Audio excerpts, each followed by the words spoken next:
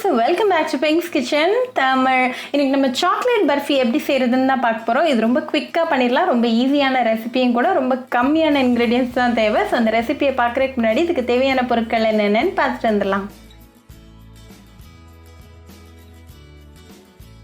ஒரு மிக்சர் ஜாரில் 1/2 கப் பொட்டுக்கடலை சேர்த்துக்கோங்க. இது கூட 4 tablespoon sugar, 2 tablespoon cocoa powder சேர்த்துக்கோங்க. இதை நல்லா ஃபைன் பவுடராக அரைச்சி எடுத்துகிட்டு வந்துடலாம். இப்போ இந்த அரைச்ச மிக்சரை ஒரு மிக்சிங் பவுலுக்கு மாற்றிடலாம். சென்டரில் ஒரு குழி ஃபார்ம் பண்ணிவிட்டு அதில் 2 டேபிள் ஸ்பூன் உருக்கின நெய் சேர்த்துக்கோங்க. இது எல்லாத்தையும் நல்லா கலந்து விட்டுருங்க.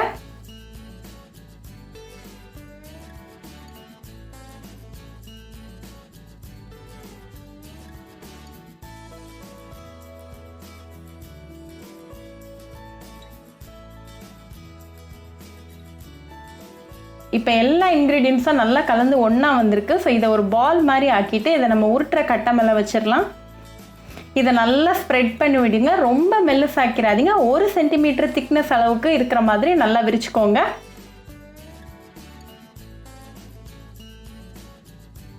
இப்போ ஒரு குக்கி கட்டரை வச்சு இதில் ஷேப்ஸ் போட்டுடலாம்.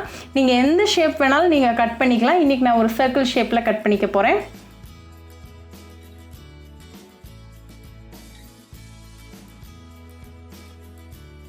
இப்போ நம்மளோட சுவையான சாக்லேட் பர்ஃபி ரெடியாக இருக்குது. இதை நீங்கள் உடனே சாப்பிட்டு என்ஜாய் பண்ணலாம். ரொம்ப டெலிஷியஸ், ஈஸி அண்ட் குவிக்கான டெசர்ட் ரெசிபி. ஸோ கண்டிப்பாக அந்த சாக்லேட் பர்ஃபி ரெசிபி உங்கள் வீட்டில் ட்ரை பண்ணி பாருங்கள். ட்ரை பண்ணிவிட்டு எப்படி இருந்துச்சுன்னு எனக்கு கமெண்ட்ஸில் சொல்லுங்கள். ஒரு சூப்பரான ரெசிபியோட உங்களை பார்க்குற வரைக்கும் பாய் ஃப்ரெண்ட்ஸ்.